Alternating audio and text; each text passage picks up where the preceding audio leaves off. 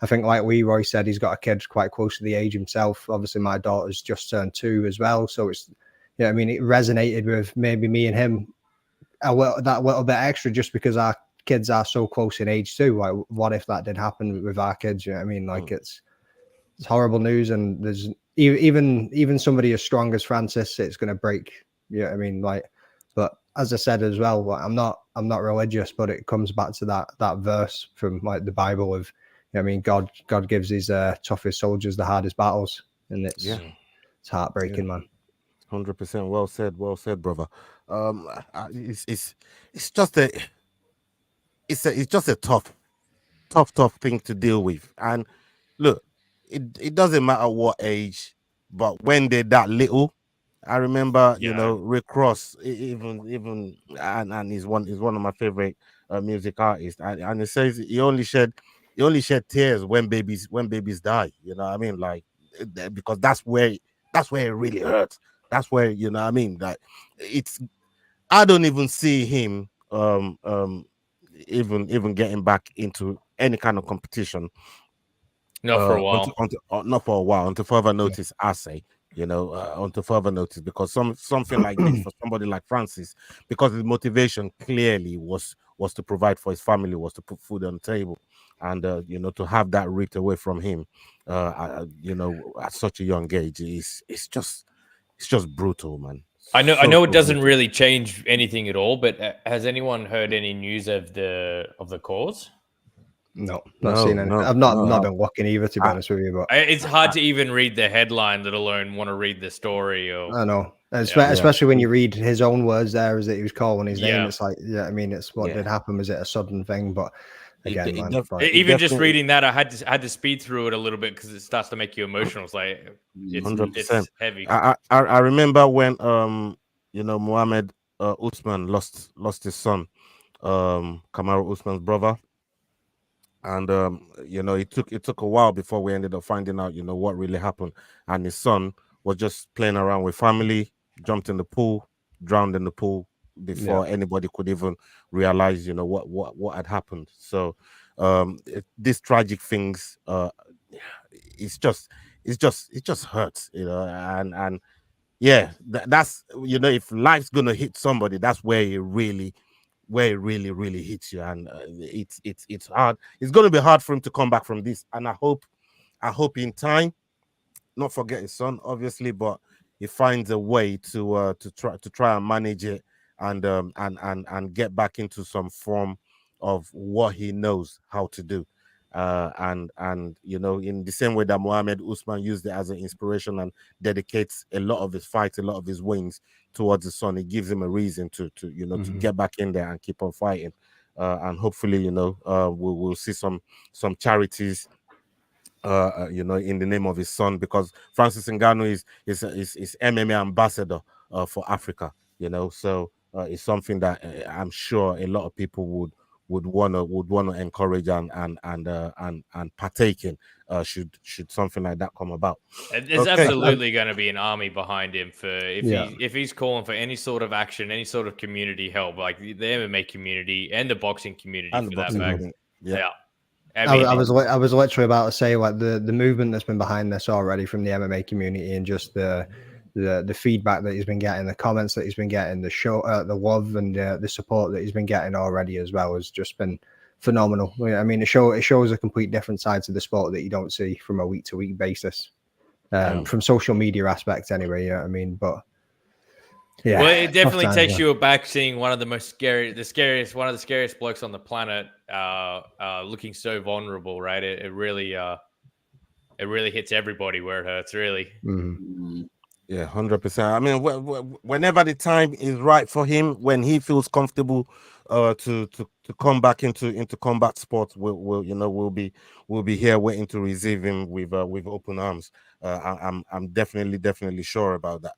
Okay, let's switch gears here. I want to start with you here, Leroy, especially on that picture you just put up with Brian Ortega fight. Makes more sense than Max Holloway, says Ilia Topuria. Ilia Topuria is saying that Max Holloway took him 3 fights and was not even anywhere near close to finishing Volkanovski.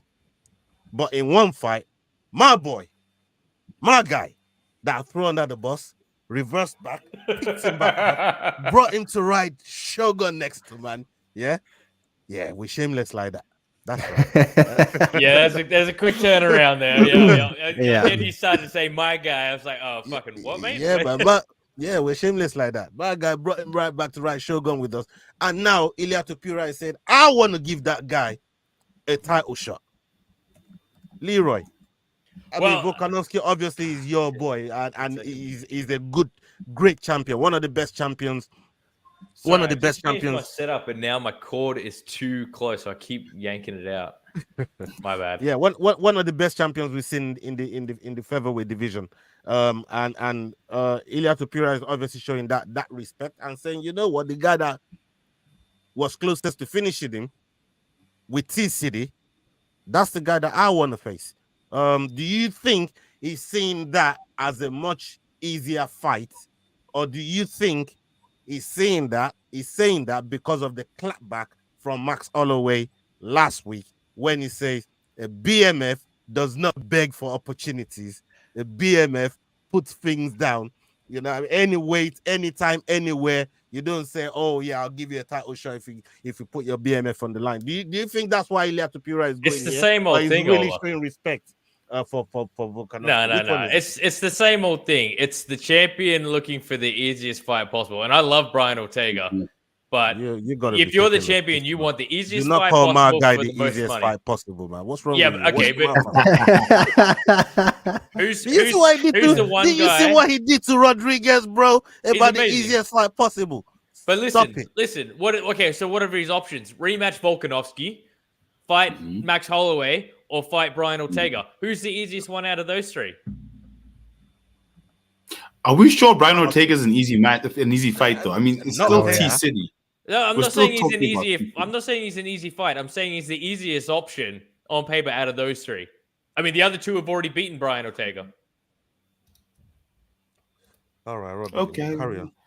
I guess in terms of MMA math's fine. Well, don't get me wrong. Like, I mean, also a lot of people are sleeping on Topuria's ground game. Like, he's well-established ground game. We talked about this on the live stream that going to the ground isn't an issue either. I mean, don't get me wrong. I think Brian Ortega's levels ahead, but he might be able to, you know, at least if he gets caught in something, he might be able to see the round out and not have too much of an issue. That's interesting. That's an interesting take. And I think he should fight Holloway. I think rematch Volkanovski. Honestly. Yeah, I mean, look, can you blow that up, Jordan? Is there any way you could? So this got dropped today. Ilia said, "I never turned down the rematch with Alex, as the UFC has never offered me this fight. As I've said many times before, I will be the first to knock out Holloway. Let's keep this simple. Do you want to fight? If the answer is yes, there's nothing more to discuss. Bring my belt," and so forth. Max said, bring my belt and your pillow. And your pillow. Bring my belt. This is still again back to the point that I made earlier on. This is still part of him still putting out there that, hey, listen, there's no undisputed title fight if you don't bring my belt along with you. Bring my belt with you. It's not his belt though, is it? You know what I mean? Well, he's calling his belt. He's calling his belt. He wants that. All right, BMF. okay. See, the next time you come to Scotland, you better bring me my car. Well, you know what I mean? Like, that's not the way this shit works. Yeah, bring me my house. I'm just going. This is the first time I actually seen this tweet, and I'm just going by what he could be what it could be meaning by that. I mean, Yao, what do you take from what Ilia Topuria said there in terms of, you know, bringing his belt and still, you know, trying to lobby that with Max Holloway trying to get in on the BMF, or he's just going to look at Brian Ortega and say, you know what, I'm going to give you a shot instead of that guy that don't want to put his BMF belt on the line. Look, I agree with what you said last week, and I agree with what you just said in terms of what that tweet looks like.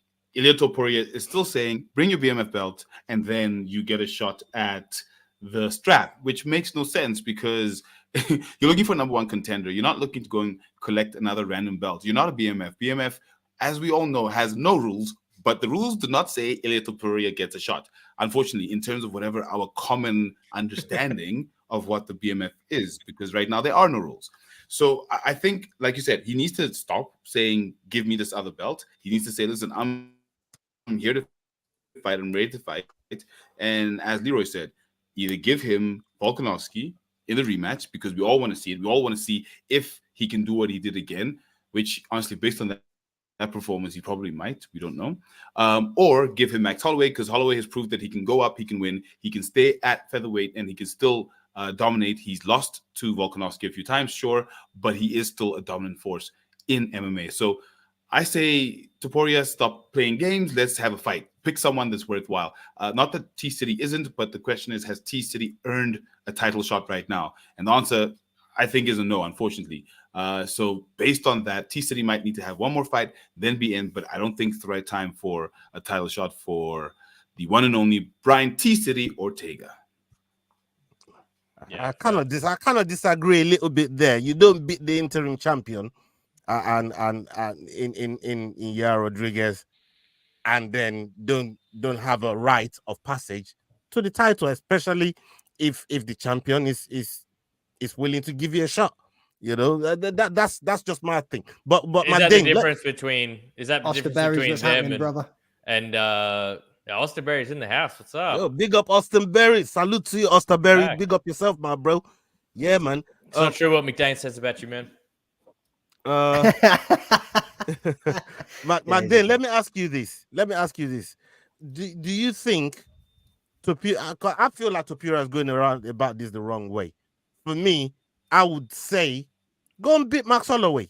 Beat Max Holloway so bad that he wants to put that BMF on the line just to get back at having a title shot, rather than doing it this way in terms of begging for the chance to get his hands on the BMF belt. I think he should, if he really wants that BMF belt, go and beat Holloway, and then when you beat him the first time, then the man's coming back and say, you know what, actually I'm going to put that BMF on the title. Let me get another shot at that title. What do you think? Nah, like, that's wrong. You can't. It's wrong. Like, no, that is completely wrong. Nah, he's not getting that BMF belt. It's not the way that it fucking works. Yeah, I mean, like, from even the way that this belt has been laid out. And again, I've never been the biggest advocate of the BMF belt. I thought it should have been a one and done, but here we are. And then after the Gaethje Holloway fight, I was like, yes, the fucking BMF belt's the bee's knees. But fuck, mate, no, he shouldn't be getting it. He should be fighting for the featherweight champ, and that's it. Yeah, I mean. I've even put it on Twitter. I've spoke about it before with Arnold Allen. Like, are you even the featherweight champ if you haven't had to face Max Holloway? Really? Like, you skipped a motherfucking beat to get to that. Don't get me wrong. Yes, you beat Volkanovski 100%. Laid him out flat, and what a fucking dig it was. Wasn't the same Volkanovski that faced Max either, though. Like, and again, that's just MMA maths that I'm throwing out there. But at the same time, like, nah, stand up. Ortega doesn't deserve the fight yet. Even he said himself he needs to get one more fight under the belt before he even gets another title shot. So, yeah, this motherfucker was talking about going up weight classes and down weight classes and fighting all around the world before he was even getting anywhere near Max. And now all of a sudden he's pinging out Bible verses the length of fucking, the length of a 747. And it's just like, mate, shut up. Just fight the man and see what happens. Like, yeah, that's all I want to see. Yeah. Speaking of which, you have Manel Cape basically saying, let me see Izzy in the street. I'll fuck him up too. Did y'all see this? No, I never seen that one. Yeah, bro.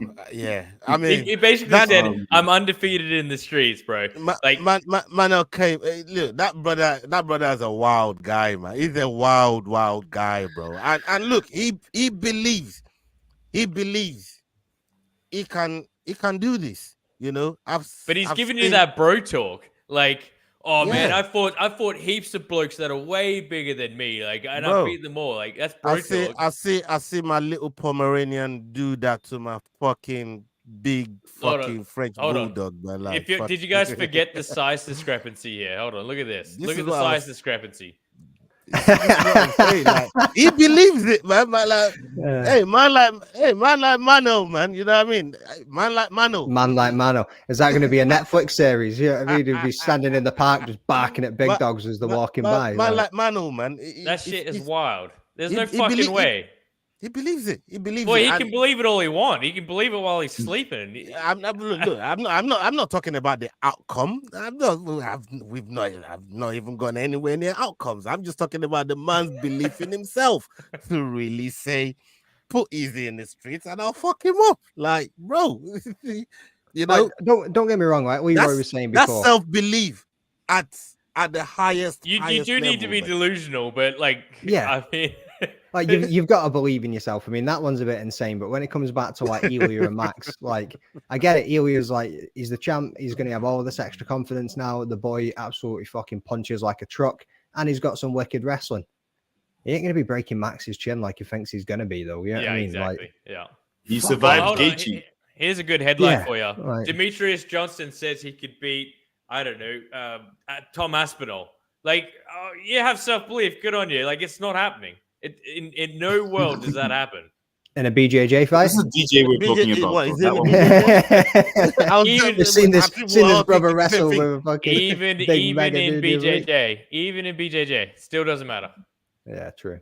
It doesn't matter. Fucking G. Yeah, I don't know even if it could, like, yeah, it's hard to say, especially with somebody like Tom that's so good, so vast. Extensive knowledge in BJJ as well. Yeah, that's a tough one. Izzy would be sitting in the room next to them, punch him in the face. The range discrepancy there. There's just no fucking chance. Nah, it's crazy. It's crazy, man. It's crazy. Big up M. Salute to you. Thank you for joining us this evening. And Osterberry says here, Max is 10-7. 10-7 Ilia in this 10-7 Ilia in these two exchanges. I mean, Max is good when it comes to this fucking crazy stuff, man. Like fucking that's Max's world. And we have to remember Ilia only just starting to learn to speak English properly, but so he can't go bar for bar. You know what I mean? On the point on that, right? So he does with Max. He does speak pretty good English so far, but so obviously there's that clip when Max knocked out Gaethje, and you've got Topuria at the side, and he's like looking shook. Yeah, looking like, was he shook, or did he just not understand what this motherfucker was saying when he was on the mic? Because it was on the mic when he was kind of just like, what's everybody cheering for? Like, what the fuck are these guys saying? Or was that motherfucker shook? It's a two-way street on this. That's a good point. Yeah, that's fair. No, for real. We have a next topic here on the docket, and I want to come to. I'm actually going to stick with McDane on this one. Bobby Knuckles, he says he's not afraid of your boy Hamza. Yeah, that boy got £20 taken out of my pocket, man. Right. You know what I mean? I'm still hating on that. Hopefully, Bobby Knuckles comes back and does something against this guy here. But he says he's not afraid of Hamza's grappling, and he can wrestle with the best of them. We've seen him go 10 rounds, even though there weren't much wrestling there with Yo Romero. Yo Romero is someone that a lot of MMA communities still regard as a very good wrestler, even though he doesn't use it as you know, as much as he really should use it. But what's your take on Whitaker saying he's not afraid of Hamza's grappling? Should he be? Because Hamza at 185, obviously we haven't seen his cardio going into 5 rounds, but Hamza in the first 3 rounds, it looks like he can take care of himself, especially in the grappling, to ragdoll somebody like Usman the way he did. In that first exchanges. Please talk to us. 100%. Hamza in the first round is very, very dangerous. Can the Reaper survive that intensity? Yes. And then when we get into the second round, the third round, the fourth round, and we're seeing Hamza gas like a motherfucker, that's when the Reaper's going to turn it up again, man. He's going to take a soul. You know what I mean? He's just going to start like point jabbing his face off. He's going to be working from the outside. Like, you know what I mean? Bobby Knuckles is going to fucking... That's why you refuse that double or quit. That's why I ain't putting a bet on this one, bitch. That's why you refuse that double or the quit. Reaper on this one. You know what I mean? Like, So yeah, I can understand why he's not scared of him. And don't get me wrong, like saying not scared of him, like I think all of these men have some fear when they're walking in there. Who fucking wouldn't? Yeah, I mean, like you're going in there against somebody that's training to kill you and you're training to kill them. You're gonna have some level of fear walking in there. But I think he knows if he can get through that first round, then the fight's his. And that's the most dangerous round for you know what Whittaker's gonna do, yeah? It's exactly what Yao would say. Kick him in the head! He's absolutely gonna flog the shit out of Khamzat. I don't think it's gonna be close at all. That's not based at all. Hey, Yao, is this the Aussie in Leroy talking, or is it disrespecting? I was this motherfucking drunk. You know what I mean? Look, based on the Reaper's last fight where he got kicked in the head by Paulo Costa, I'm not so sure about that. Look, to say I'm not scared of Khamzat is like saying I'm not scared of Dricus, and we saw what happened with the Reaper against Dricus. Unfortunately, he underestimated Dricus's whatever Dricus does, because no one really understands what Dricus's style is. He's awkward, man. It's awkward. Just call it the awkward style. Man. Well, so what Whittaker was saying was he's not scared. Basically, his whole game plan is, his whole approach is, I'm going to attempt to enforce my game plan and at the same time nullify yours. I mean, if the grappling's there, the grappling's there. I honestly, I don't see how there's an issue. Like, I think that Khamzat's got the grappling advantage. Don't get me wrong, but you've actually got to do something with it. Whittaker's got great takedown defense. I mean, he fought Jacare Souza. He fought Yoel Romero twice. Like, he can clearly do it. He beat them both. I just think he's not ready for Khamzat. Personally, I think Khamzat is slightly more ready. Let's go with age. Let's go with the hunger. The Reaper's been there. So he's got the experience. He's got the pedigree. But Khamzat's got, let's say, the skill and the hunger right now. Yeah, I agree. I 100% agree. But there's also something to consider here too. Khamzat isn't the monster that everybody thinks he is. All right, he's up at 185 now. He's not cutting bullshit weight and beating up on the 170s. Yeah. So no one's scared. Yes. No one's getting intimidated with just pure strength. You see how you see how Leroy got chest. And how you're talking crazy when it comes to these Australians. I said something about Volkanovski earlier on, and he was quick to rubbish Brian Ortega. Now, look how quick his rubbishing comes at, you know. Like any other fighter, you will not hear Leroy. Who does that sound like when it comes? Who does that sound like when it comes to Nigerians? Huh? Wait, no, who does that sound like when it comes to the? You say one bad word about a Nigerian man, and this dude's going to be at your front door knocking on it within about 5 minutes. That's about Sadiq Yusuf, Jordan. As well, man. Yeah, me and Sadiq have just ironed shit out. We are now best friends. You know what I mean, best fucking friends forever. Like, thanks to me, right? Yeah, how did that actually, McDane? How did that actually? I don't know. So I seen a comment, and I was like, how the fuck is that like blocked out? Why can't I see it? So I clicked on it. I was like, bro, that's Sadiq Yusuf. I was like, what the fuck? I was like, why has this man blocked me? Like, I like his content. Like, as I said, even in the prediction show, like I like his style. He's got incredible fight IQ. Like, he's a fantastic fighter. He just had a couple of like unlucky performances. You know what I mean? But I enjoy watching him fight, and like I say, I like his content. The videos that he puts out are funny. Like the tweets that he puts out is funny. His Substack's funny. Like everything that he does, I enjoy. And I was actually gutted when I was like, "What the fuck did I do to offend this man, to piss this man off, to deserve getting fucking blocked?" So yeah, I put it on Twitter like, "What the fuck?" Like, if anybody, somebody reach out to Sadiq and tell him I don't know what I've done, but I'm sorry, bro. Well, that's what Naz was saying. I took it upon myself and used all the connections I got in the world to make sure that my bro McDane is back in Sadiq Yusuf's good books. And did you basically what Ola was it actually you, or are you just trying to claim some fucking? Ola just dropped a message in the Nigeria group chat. Yeah, on, this one's from Nigeria, brother. You know what I mean? Like, mate. No, that shit got nothing to do. If you had anything to do with me, man, it will block you for fucking life, mate. You will be fucking getting unblocked, bro. I know, yeah, you will be getting unblocked. I mean, if you had anything to do with you'd be getting blocked on YouTube too. Like, I was like, fuck. All right, and guys, man, whatever you're watching this on, whether it's Twitter, Twitch, YouTube, smash the like button, smash the subs for both Fight Week Show and for Rambling Dad. And don't forget, Yao, kick him in the head. Yeah, man. Make sure you Kick do him in all the that head. good stuff, people. So now I just need to get Sadiq on the podcast and actually be like, right, what was the crack, mate? What did I do? Yeah, I mean, No. Don't go that road. Go down the other road and like try and start some more shit. Yeah, get some clips out there. Yeah. Nah, yeah, man.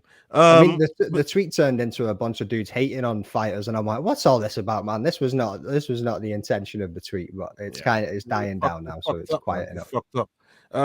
Salute to Tayyib Hussein. Salute to you, my bro. Salam alaikum wa rahmatullahi wa barakatuh, my brother. Hope you're doing well. Big up yourself. I see Naz in the chat there as well. Captain Motion, big up yourself. Cardio Geo as well. Mr. Nice Guy, thank you very much for joining us. Big up everybody. Big up, Mr. Nice Guy. The cut. Mr. Nice Guy, what's happening, brother?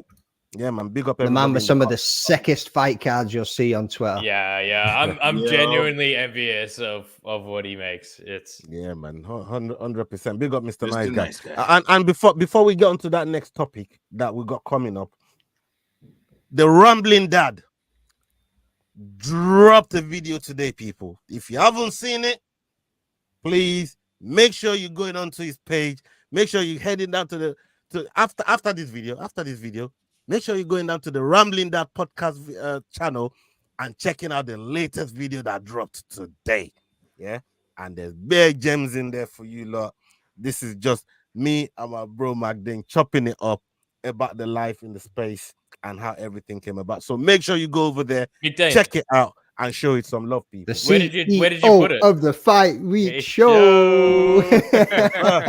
We're here. We're working. We're always busy. That's it. And unfortunately, we actually fucking paid you some respect too, yet Australian. I may or may not have seen it when it was recorded. I've waited on that coming out of the bag for the next time I give you shit. You're just like, bro, I thought you thought me about this. Like, how's this? How's it turned? Yeah, how's the tables turned? No, for real, man. Yeah, people make sure you're going over there and showing us some love. For real. Speaking of paying respects, guys, how about Armin's punishment here? What the actual fuck? Heavy. Yeah, tell us more about that, Leroy.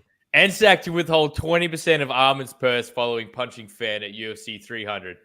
I'm going to come straight off the bat and say that if any fighter, the first card, and I'm at the event and they punch me in the face, that is like right at the top of best moments in my life. Like, if anything, he deserves a punch a fan in the face bonus. I don't know. Like, that sounds amazing to me. I think Dana will probably sort him out with that. I think Dana would pay it, but this isn't soccer. This isn't tennis. This is fighting. Like, this is what we love.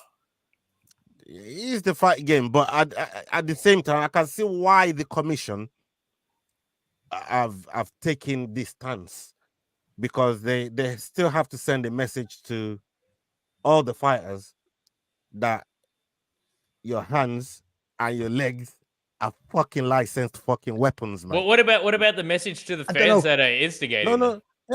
True. But you also need to think like the commission aren't the fighter's boss, right? No, Dana White and the UFC is their boss. So if anything, find the promotion that will then. But they regulate the rules. The commission enforces and regulate the rules.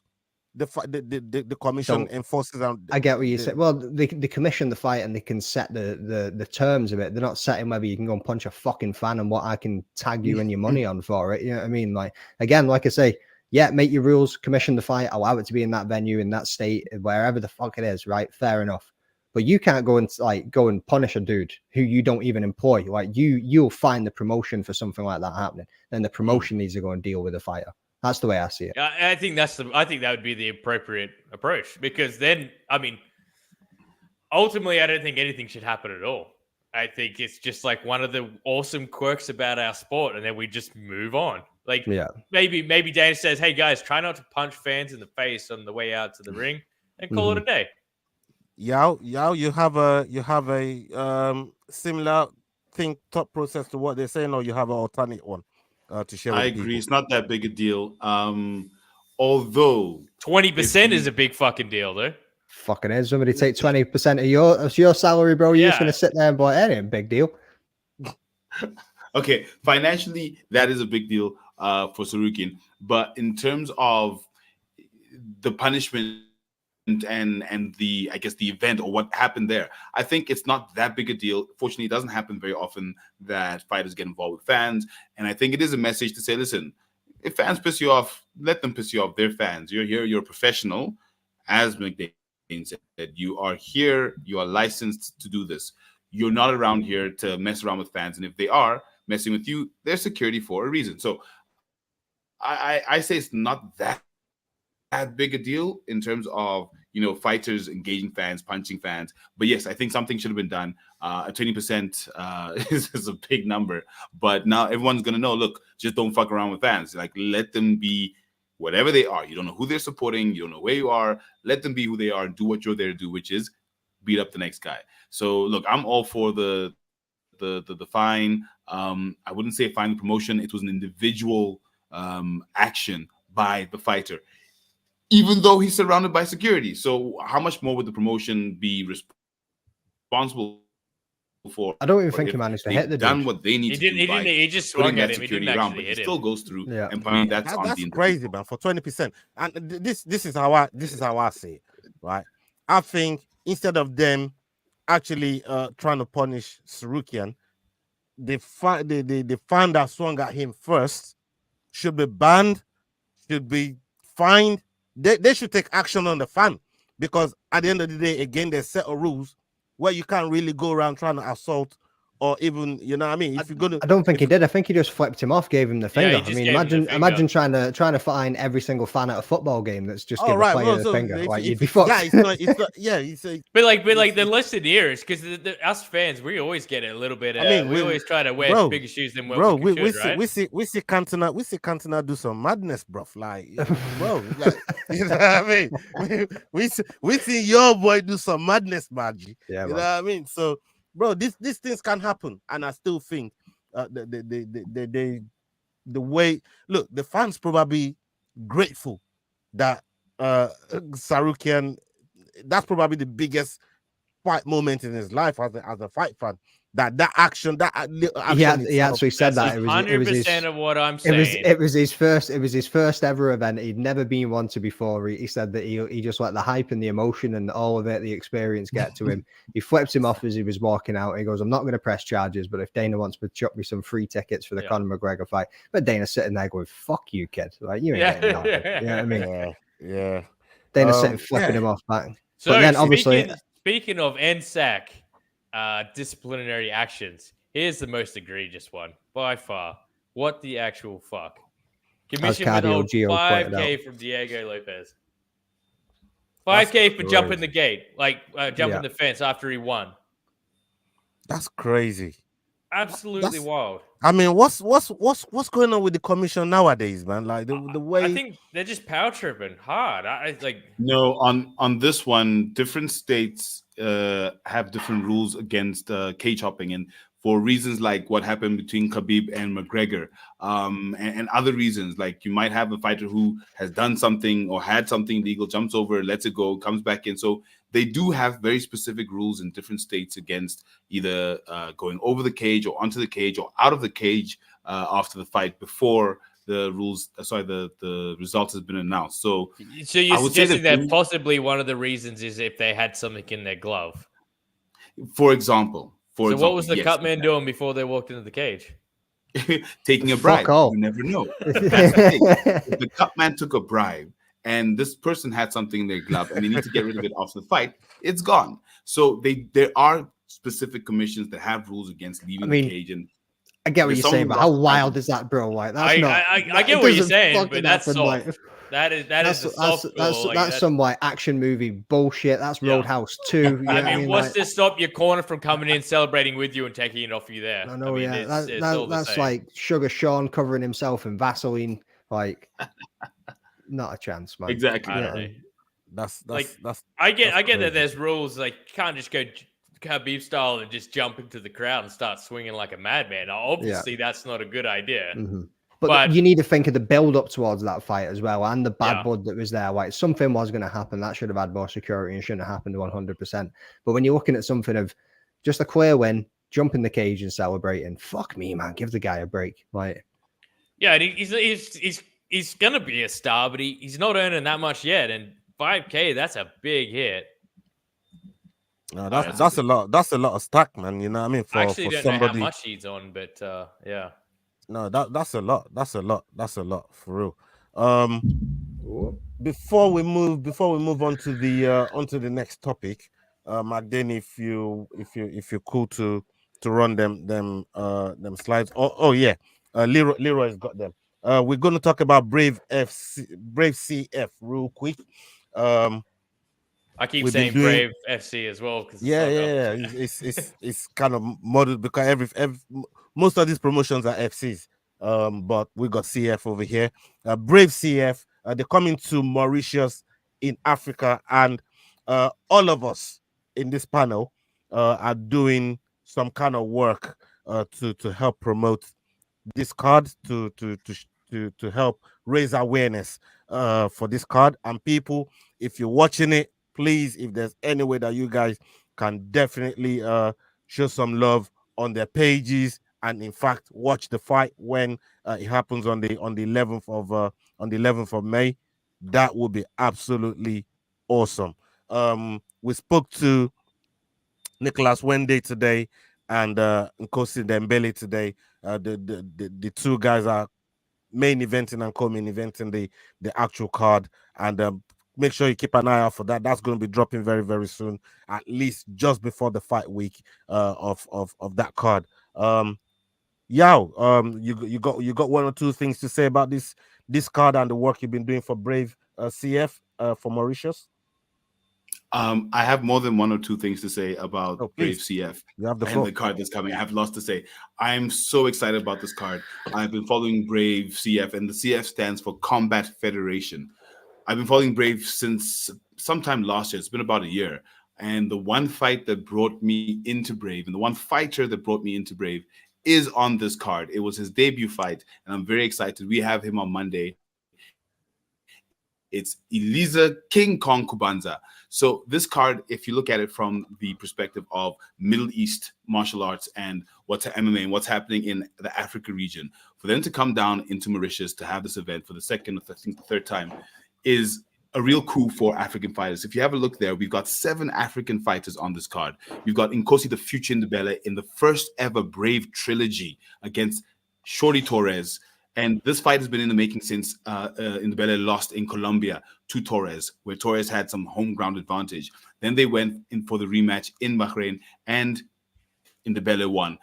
With glitz and glamour, it was an amazing event. He came through and he dominated to the point where Shorty Torres verbally submitted. He quit in the middle of the fight. And now that just shows the skill and the quality of Nkosi the Future Ndebele.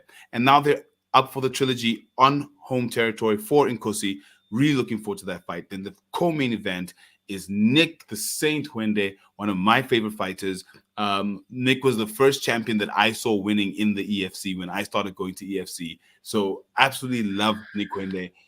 His gym is right down the road. Cover's is right down the road from where I stay. I'm really looking forward to him in his third fight in Brave.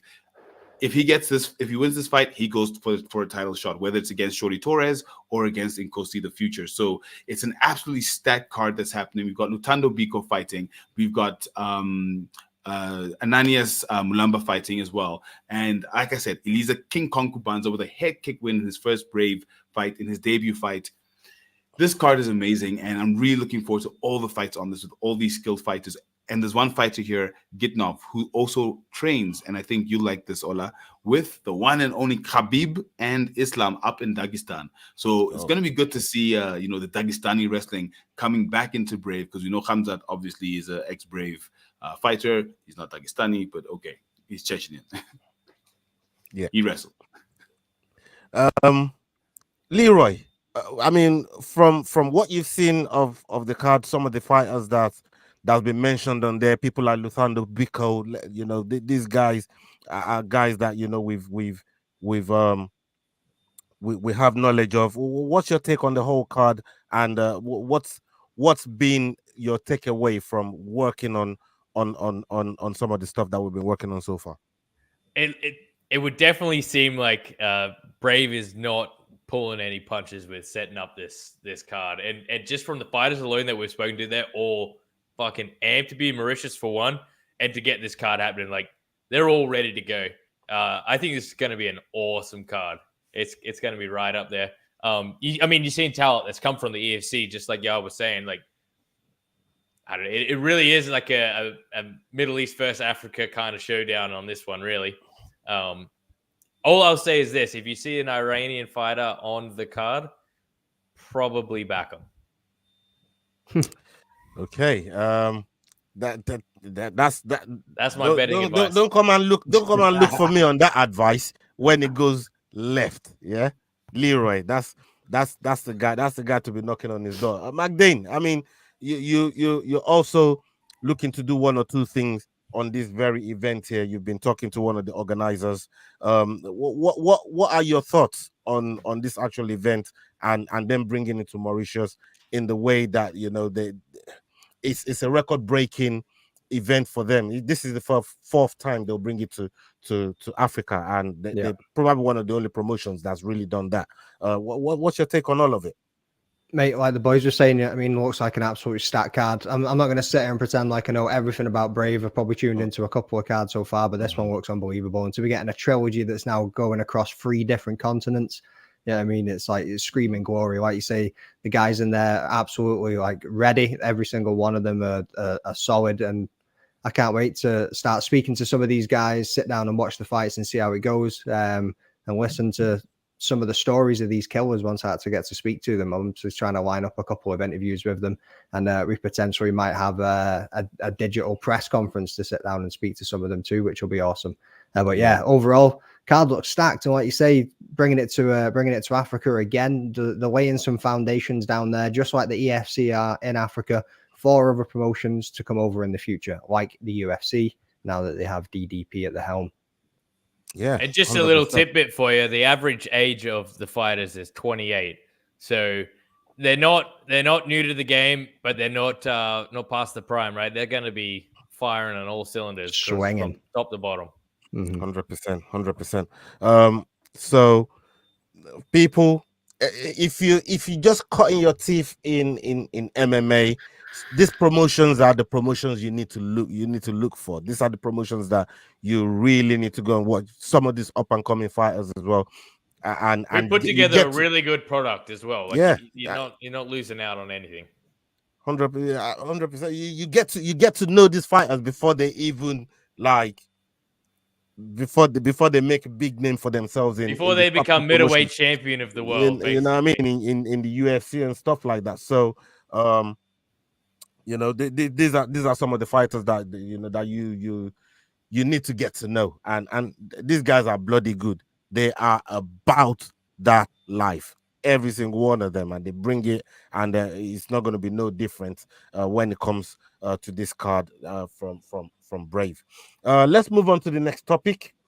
Justin Gaethje, still 1 win away from the Islam fight. As spoken by Daniel Cormier says a lot of things.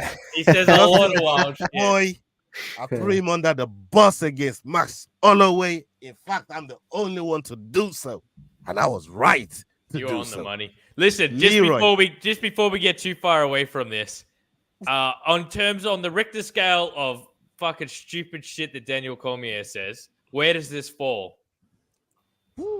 This is pretty reasonable from Daniel Cormier. I put it right in the middle. I was going to give you a 5. It's not too wild.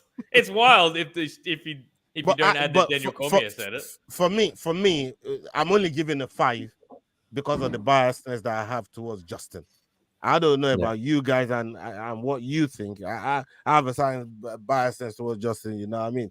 With this stable dominance MMA, Ali Abdelaziz trains with Usman. Like there's so many things, and not to talk about his fighting style that's always explosive, regardless of what you get from Justin Gaethje, win, lose or draw, you're gonna get an exciting fight out of him. So for those reasons is why I'm giving that biasness. But I don't know what Jordan and Yao thinks about it. Let's go to Jordan first. Yeah, so I don't know if you remember me saying before, I'm sure Dana said in that press conference of UFC 299 when they brought Holloway and Gaethje on that regardless of what happens in this fight, Gaethje's next for Islam. But it was always like, 'cause I think at that stage they weren't expecting Islam to be back until like September or something. Anyway, they thought he was going to be back much later. I don't think they expected Gaethje to get knocked the fuck out by Max Holloway in such fashion that he did, that he would probably need like a 6-month layoff to see where he was at, maybe a little bit more time than that. Yeah, one fight away though. I don't know. I think they need to see how things play out with Poirier, and then obviously they've got Arman Tsarukyan now knocking at the door, and I think there's too many moving parts now to see one fight. But it's the highlight. You know what I mean? Are you going to stop him if he goes out and gets like one incredible finish on somebody next? What's you mean like over Dustin Poirier or something? Mm-hmm. Well, why would he go against Dustin Poirier? Like he already did. You know what I mean? But why would he go? Like Poirier is going for the title, so unless Poirier beat him and they try to line that up, like that. I don't see it. I'd watch it. I'd watch it. Yeah, fucking 100%. You would watch it. I don't know. But it's just a case of, do you actually see Poirier getting it done against Islam? This is that last shot at a title for Dustin Poirier towards the end of his career, which makes him a very, very fucking dangerous man. Like, they just put him in there with a top prospect, somebody that was looking like an absolute killer, who ragdolled him for 2 rounds until he just got knocked out. Yeah, I mean, he got flatlined. Like Benoit Saint-Denis was all over him, smothered him for most of that fight. And then all of a sudden, Poirier with that slick boxing, bop, boom, good night. Like, remember the fucking name Dustin Diamond Poirier, son. Put some extra hot sauce on that shit and walk the fuck off. Yeah, I mean, like, I think he's a dangerous guy. And we've seen Islam get cracked, but if he jumps the gill, he's fucked. Just saying that now. What makes you say that he's at the end of his career, though? What is he, 36? I think he's even 35. Said it. 35 going on 36. Like, I think he's even said himself. It's also the mileage on Dustin Poirier, though, man. He's been around for a long time. You know what I mean? It's also the mileage on him. You know what I mean? We can look at I actually think that's not an issue. I think the real issue is that he's kind of done a lot of what he set out to do, and his interests are taking him elsewhere, like his foundation, like his business that he's trying to get going, like all the community stuff that he's trying to do in Lafayette. I think that's going to be what's pulling him away more than anything. Yeah, I think it might also be the title opportunities. Like, he's fought the best dudes in the top 10 constantly and consistently. I mean, he's had some of the biggest names within the lightweight division over the course of his career. What's he in it for now? Is he in it for? But he said it himself that he's only taking fights that really interest him. Yeah. You know?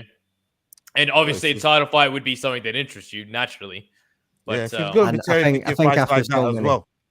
If he's going to be cherry picking fights like that as well, man, you know what I mean? I don't know if the promotion is going to be with it. You know what I mean? I don't know. I haven't gotten your take on this whole, you know, Justin just needing one fight to get back to title picture. Even the stuff with Poirier here in terms of his age and the mileage that he's got on the clock in MMA. Look, and I just put it into the comments. I think Gaethje deserves a title shot, same as we are seeing Poirier get a title shot. For me, I would like to see Makhachev Poirier. Presumably he beats Poirier. Let's say he beats Poirier. Then Makhachev Gaethje. Hopefully Gaethje would be healthy by then. Simply because if we look at where he is on the standings, I think he's number 2. He should still be number 2. Gaethje.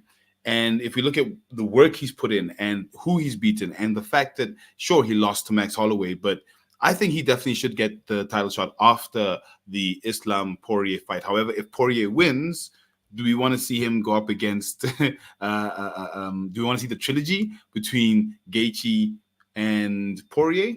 The Justin fight again? I don't know. So I think I want to see him fight for the title.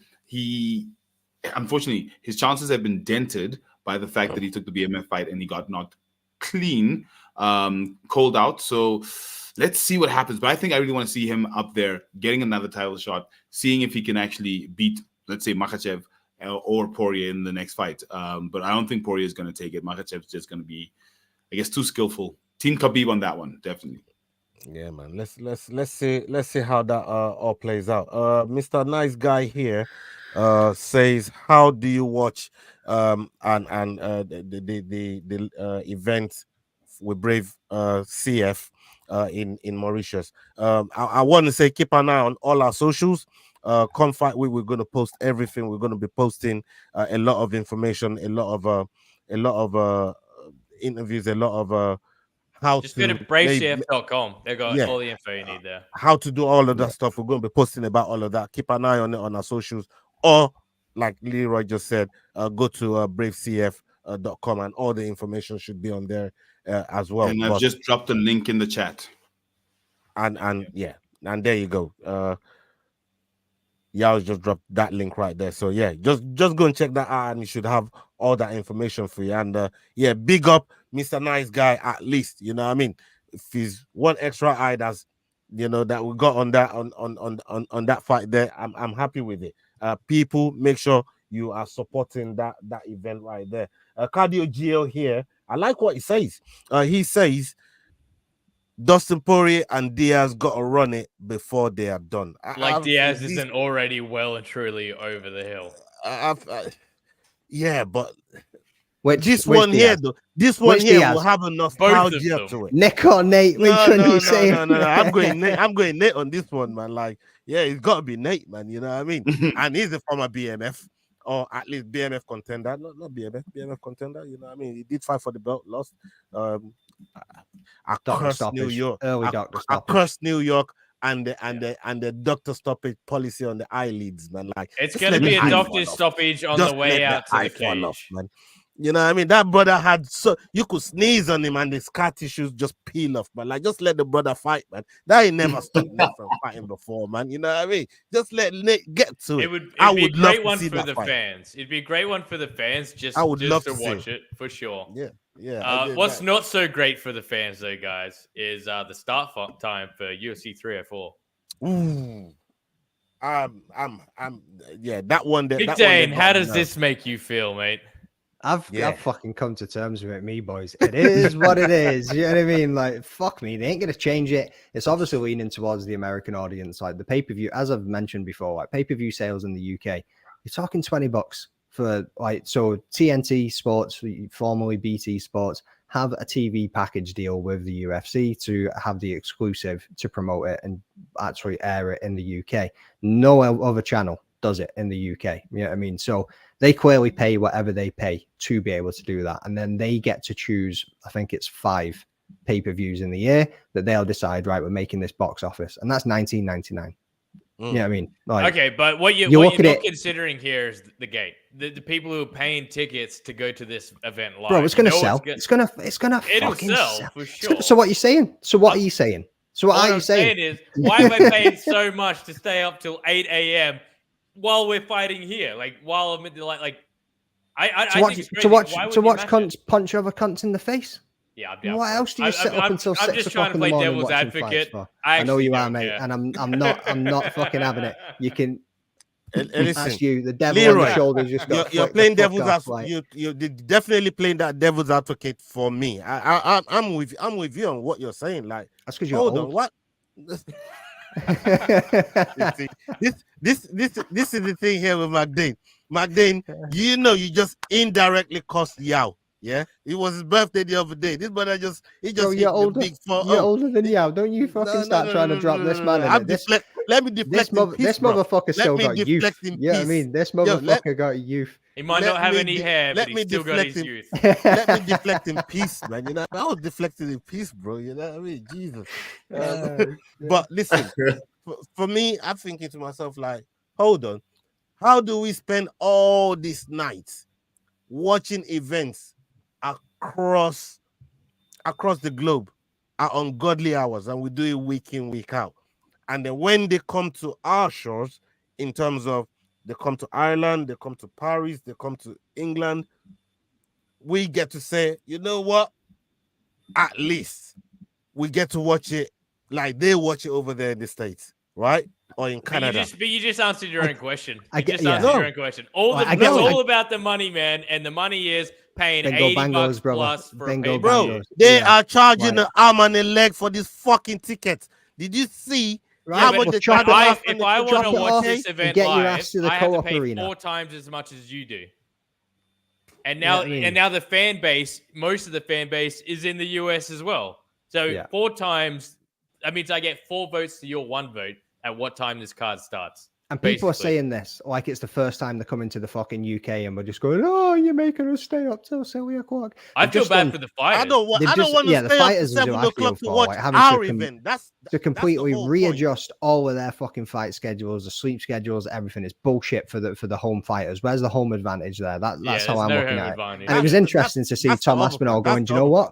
I'm not asked about that. Like, I've got to do it when I go elsewhere anyway. I'm more concerned about the fans," which was cool to see. But at the same time, like, bro, they've just done 4 cards in the UK where they done it to our time when they were at the O2. And again, is it licensing conditions that the O2 set compared to what they can do in Manchester, the Co-op Arena? Is that what's like? Yeah, I mean, because you're going to have different alcohol licensing laws, everything. People are either going to be hitting the Colombian marching powder or they're going to be sleeping. It's going to be going one way or the other. But that crowd, there's going to be plenty of skiers. Yeah, there'll definitely be. I mean, like fucking those Twin Peaks that Leroy's always talking about. Like, there'll be a few of those kicking about. Like, mate, it is what it is, boys. It is what it is. I mean, yo, like, your time zone is not too far from you're only an hour ahead of us. Like, what are you making of all this crazy? They will bring you to the UK. This is supposed to be a nice time. You can do a barbecue right there, you know what I mean, while the fight's going on, drinking some beers, and now they're gonna make us stay up to ungodly hours to watch. This is gonna happen in July, bro. You know, I was looking forward to the breakfast beers. Sunny over here in the UK, and we don't enjoy that too much. You know what I mean? We don't enjoy the good weather too much, man. And the one time they bring it over to Manchester, and they wanna kill us with the time, man. What's going on? Look, I think like the two gents said, it's all about the money. And unfortunately, similar as to why they haven't come to Africa, there's certain things that don't happen if the money's not there. And having the fights broadcast at your time is one of them. So for me, I would have honestly, I didn't expect it to be at 3 a.m. I didn't think they would do that. I thought they would have a little bit more respect, to be honest, for not just the UK fans, but just for time and people and life in the world. But they have put it at 3 a.m. in the UK, which means fans are traveling to the arena at what time? 2 a.m. Oh, okay, well, where fans will do it, it means less traffic. Great. Prelims start at 11 p.m. So all I'm going to say is have your fucking ass in your seat by 10:30. And get a nap if that's what you need to do. You know what I mean? Sleep that shit out. Wake up for the main card. That's my strategy, you know. Exactly. That's my strategy, man. Or we'll be walking out there like somebody just fucking punched him in the chin. So long as you don't try and sleep while you're standing up again, mate. Yeah, mate. Timber. In all honesty, I think as much as we're complaining about the time, you guys are still blessed to have it coming to you guys. We're still over here hungry, desperate, dying for UFC Africa, which is still not happening. So look, kudos, at least it's happening. And it's not even in London, it's in Manchester. So that's a very, very exciting place to be. So yeah, I'm hoping that despite the time, despite this ridiculous 11 p.m. early prelim start time, Jordan, I'll see you early prelim gang. MMA Twitter, yes. But I'll fucking be there, bro. you two, you're all of us, of course. So to see it happening in Manchester is great. The time's unfortunate, so I guess just sleep early, wake up early, sleep the day before. I don't know, do whatever you need to do, drink coffee, whatever you need to do it. But definitely 3 a.m. main card. I was thinking the same thing, Leroy. I just didn't know what to say. I wouldn't know, but I missed it. I completely missed it. But one thing that we do need to actually think of a positive out of this one is if they're going to be doing this, right, you need to think about the type of card that they're probably planning on making. Like, normally we get a lot of UK fighters, a lot of European fighters, and yeah, great. You know what I mean? Promoting them, they can bring the families, they can bring the friends, they can build it up and they can promote it really well, like with the European fans. But how many times, and I think somebody else said this, I can't remember whose podcast it was I was listening to, but how many times do we sit up every single weekend until stupid o'clock in the morning and watch these international superstars or these international fighters that we would love to go and see and never witness them for whatever reason, whether it's tax purposes or whether it's the travel and the adjustments or whatever it is? I think this is going to be one of those cards where we're going to see more international fighters on UK soil than we've ever seen before. And it's probably just going to be a handful of UK or European fighters on the card, and I would that expect that is what's probably going to drag more people off the couch into that arena and to be buying a ticket. I think you're pretty spot on there. 100%. It's got to be. It's got to be. Like, if that, I think that's the only way they're going to be able to sell this for people to actually want to go and experience it at that time. It's probably the first time you've ever said something that wasn't fucking retarded, mate. Good job. That's fair enough, mate. That's fair enough. You can't say that, bro. It's 2024. What did I say? This Aussie guys, man, like fucking The wild, bro. The wild. Yeah, I mean, What did I say? Bro, don't say it again. That's damn it. Let's you just got cancelled, son. How about that? Let's Woke culture just took your ass on the stream, and there's nothing he can do about it. I'm all right with that. Let's leave it there. I got one more topic that I want to touch on before we're out of here. This topic is mine. I'm just gonna pull this one out, and I want to go around the table and get your opinion on this. I'm going to start with Leroy on this one. Yes, I think Jake Paul beats Mike Tyson. I think everyone. Joe Rogan was having a conversation with Max Holloway, and this popped up in their conversation about him, demanding for rule change around grounded opponents. I feel if they're grounded, you should still be able to kick them in the head.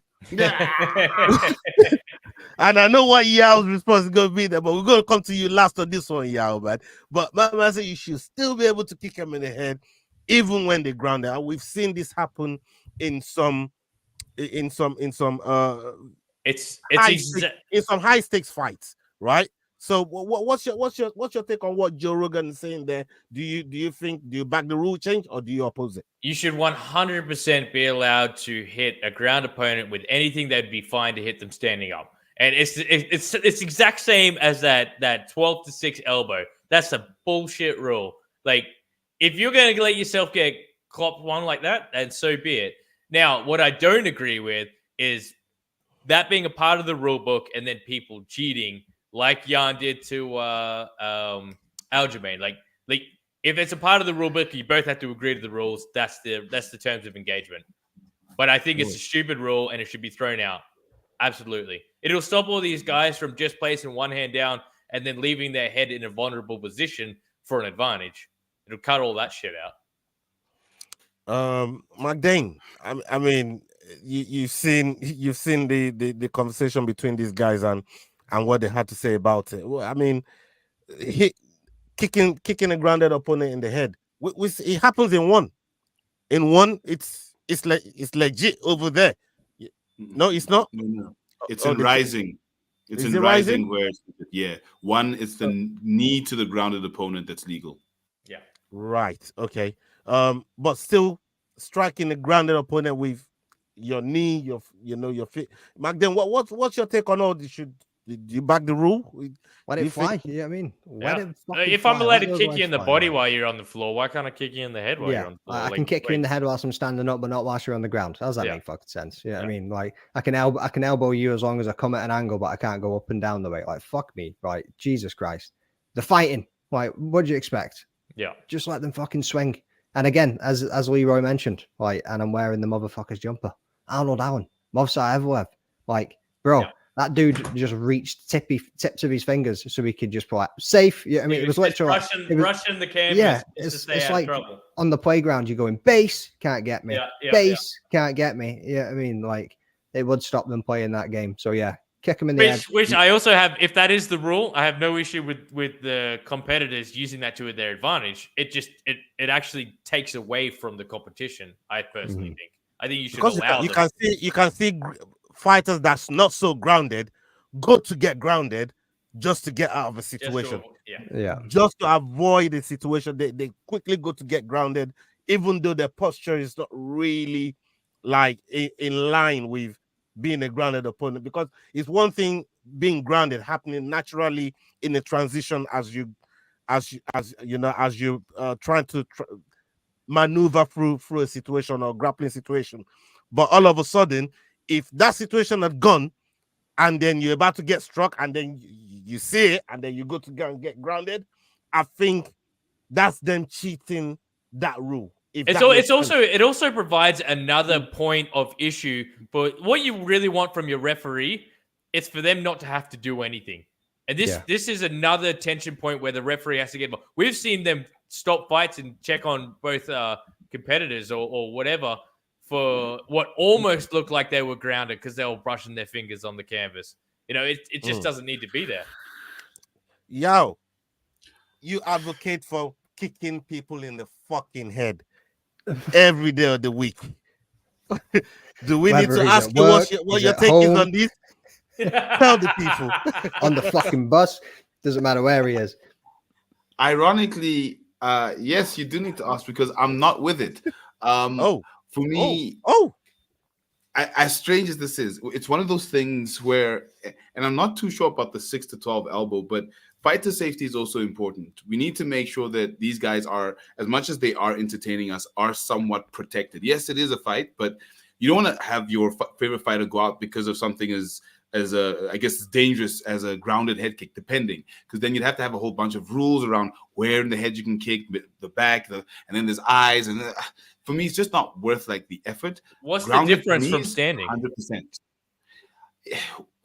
It takes, I guess, I'll say more skill when someone's standing. Yeah. It's someone who you're actually up against. Skill level's got nothing to do with down. But listen to this though. I'm shooting in for a double, and you kick me in the head. You've got twice the force than if I was lying down. Yeah, that was your fault. but also, if you're concerned about fighter safety, then you're saying no kicks to the head at all. I was going to say, you think about the torque when they're on the ground that they might be able to get when they kick them, depending on the position that the person's in. But yeah, and also look, if you're generally on the ground, now this is just presuming to get to someone's head, because most fighters obviously, you switch around and try and do an up kick, so your head isn't necessarily exposed. If we're talking about grounded head kicks, we're talking about someone who's basically already down, already not able to defend themselves. If we're talking about grounded head kicks, because that's the only time you'd be able to get to a head kick on the ground. So for me, what's the point? All you're doing is putting the fight on the ground in danger for no reason, because if they're in that position, no, don't be kicking them in the head. So for me, grounded head kicks just don't make any sense. Awesome. Grounded knees, if your hands are on the ground, that's your problem. You should have had your hands up. One knee on the ground, that's still your problem. You should have. So for me, the grounded knee rule, I'm happy with. Yes, let's get it, but not the grounded head kick. For me, it just doesn't seem like it adds to the fight. It just maybe adds to the injury list. I can actually see what you're saying there. But if you're lying on your back, maybe the kicks to the head. I mean, the fight is already on the way out. How that's where the ref comes in. Yeah, how often do you think that's going to happen, though? Yeah, the ref's going to dive in the way. Allowing the rule to exist the way that it does allows fighters to exploit it in a way that ruins the competition. Okay, that's fair. That's fair. The only part that really fucks with me on the grounded rule. But we'll see. I mean, Joe Rogan's advocated for a lot of crazy rule changes. Joe Rogan wants to see people compete on a soccer pitch.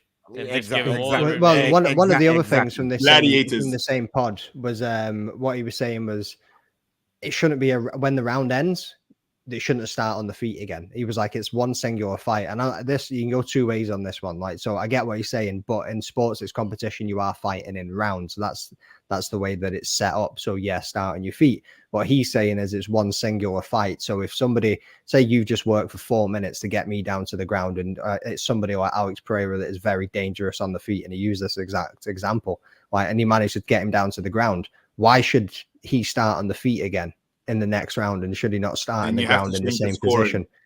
Yeah, it completely changes everything up. Yeah, because if you, like you said, if you're doing rounds, then it's rounds. You won the round. But if you're going to do what he's described, then you have to change the scoring to some sort of continuous scoring where you're scoring for each and every single thing, and that allows it to be one continuous fight. So continuous fight, continuous scoring. That's what I would say.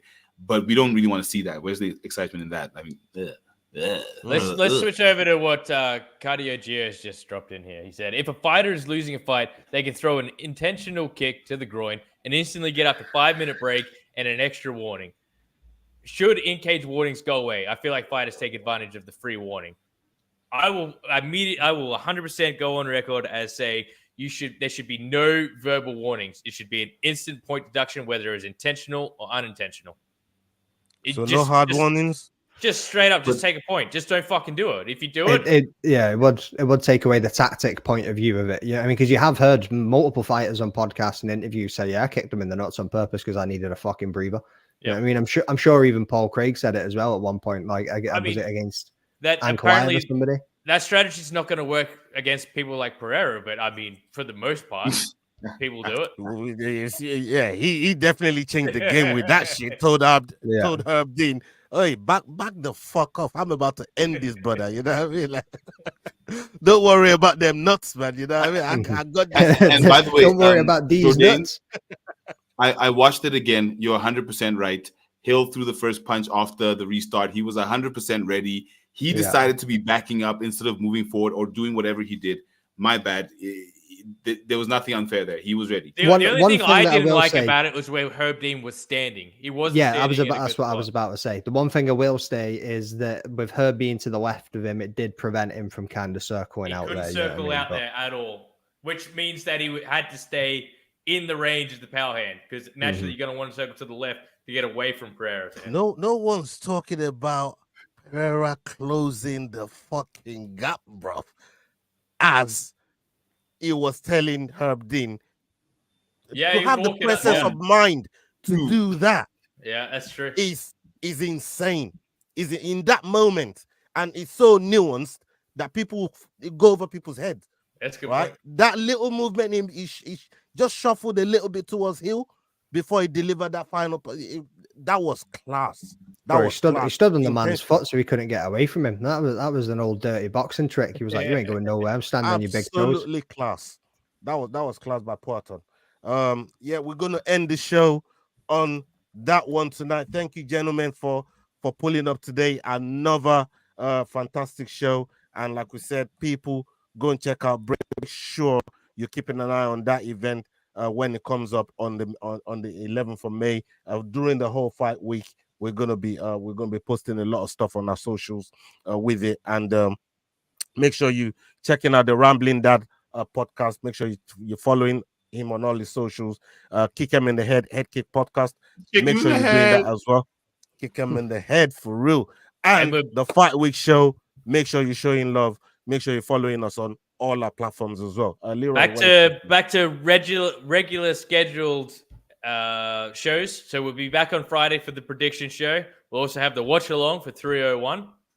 Yep. What else we got going? We're going to drop some interviews.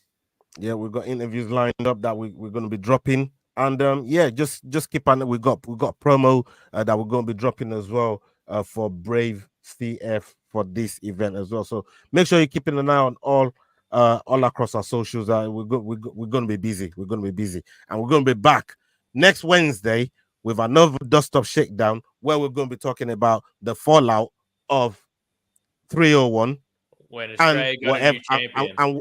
And what MMA news is out there. So I'm surprised we've not even spoke about 301, but hey, especially with the Aussie on the panel. But 13 is coming up next week as well. Yeah. Adrian Sanchez done. No, that's coming up next week, isn't it? You know what I mean? We'll hopefully, we'll have chance to talk about that one on Wednesday because that fight is going to be on Thursday, isn't it? You know what, gents? Maybe when we have some time, hop on my platform. Let's do it on mine. Oh yeah, we could do on your thing, actually. Yeah. Why not? Awesome. Why not? Yeah, we'll set that up. I'll just give you guys the time.